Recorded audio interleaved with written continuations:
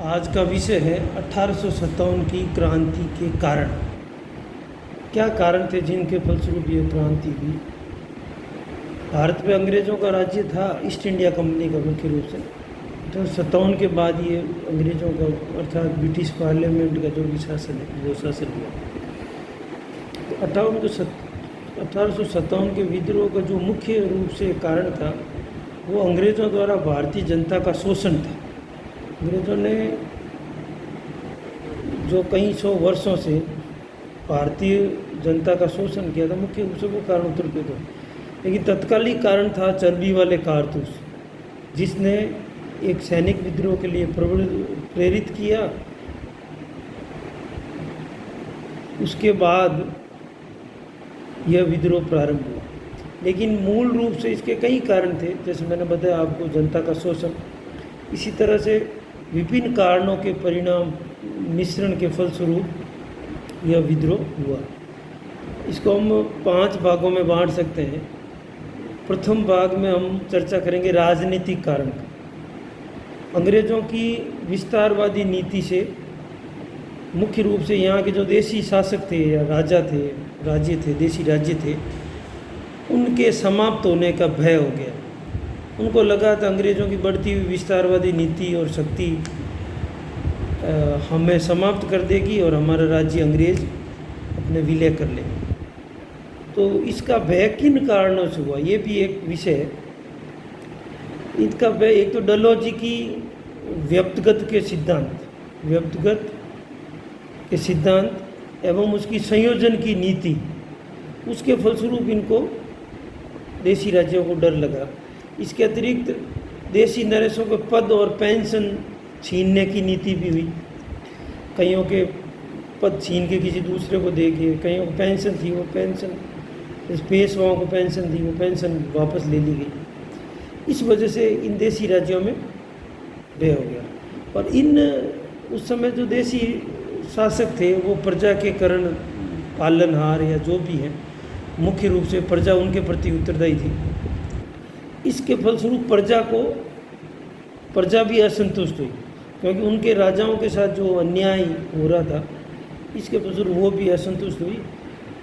तथा देसी राज्यों के इन विलय या समाप्त होने से रोजगार छिन गया, क्योंकि उनके दरबार थे, दरबार में कईयों को रोजगार मिलता था, पारंपरिक रोजगार जो पूर्व से चला आ रहा था।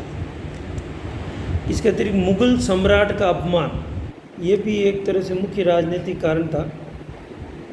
उससे मुस्लिमों में भी क्षोभ था। मुगल सम्राट एक मुस्लिम, हालांकि प्रतिनिधित्व तो भारतीय सम्राट का करता था, लेकिन एक धर्म विशेष के होने के कारण मुस्लिमों में भी उसके प्रति जो नीति थी अंग्रेज़ों की, उनमें वो असंतुष्ट थे। अंग्रेज़ों की अनुपस्थित प्रभुसत्ता ने भी भारतीयों के मन में विरोध पैदा किया।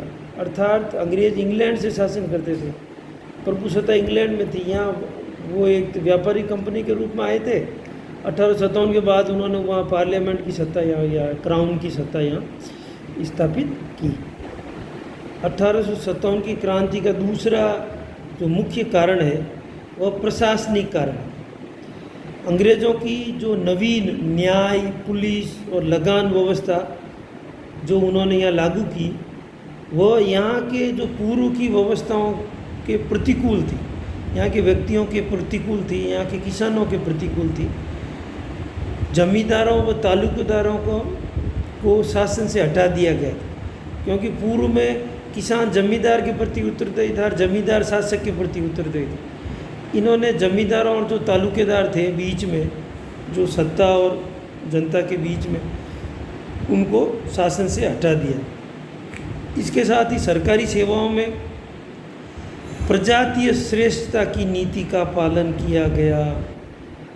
इसके फलस्वरूप उच्च पदों पर भारतीयों को नियुक्ति न देने से भारतीय असंतुष्ट।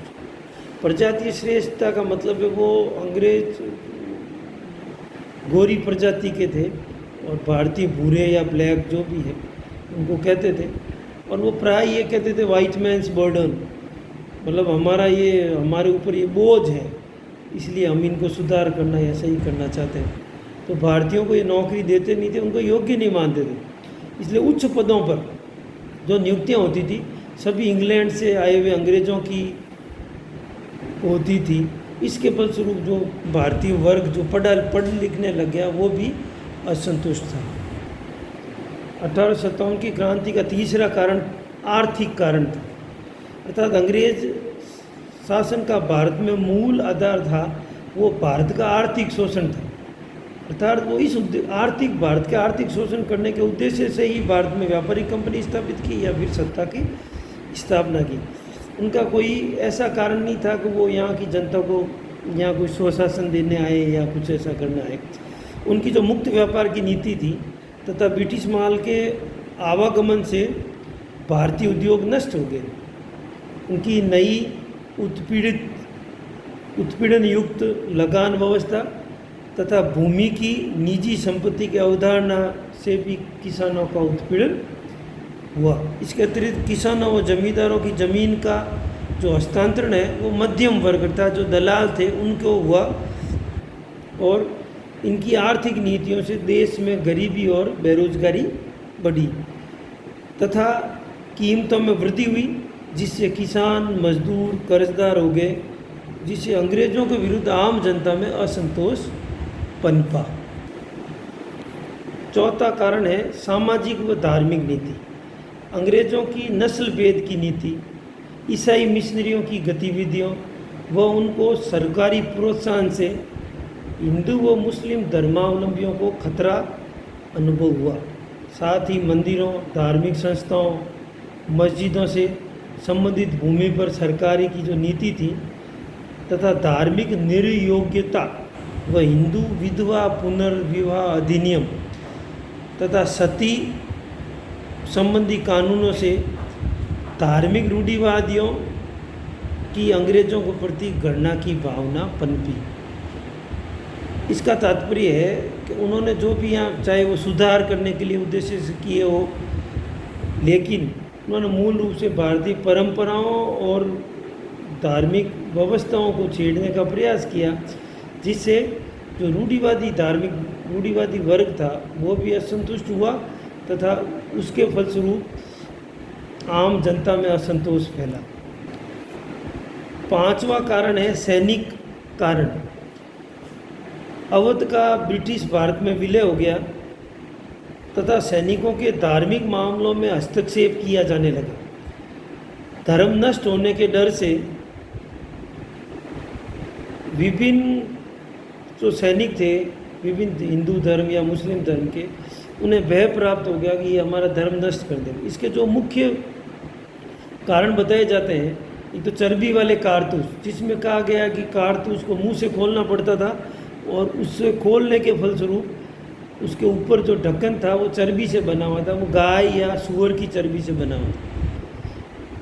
इसके अतिरिक्त समुद्र यात्रा का प्रावधान था, जो हिंदू धर्म में समुद्र यात्रा एक तरह से वर्जित मानी जाती थी। उसके अतिरिक्त ब्रिटिश अधिकारियों का जो व्यवहार था भारतीय सैनिकों के प्रति बहुत बुरा था तथा भारतीय सैनिकों को अंग्रेजी सैनिकों के मुकाबले कम वेतन दिया जाता था, उन्हें पदोन्नति दी नहीं जाती थी, उच्च पद पर नियुक्त किया नहीं जाता था तथा उनमें इस प्रकार के विभेद किए जाते थे, जिससे विदेशी भत्ते उन्हें कम दिए जाते थे, जिससे यह वर्ग असंतुष्ट था। इसके अतिरिक्त जाति प्रथा की अनदेखी से भी सैनिकों को विद्रोही बनाया।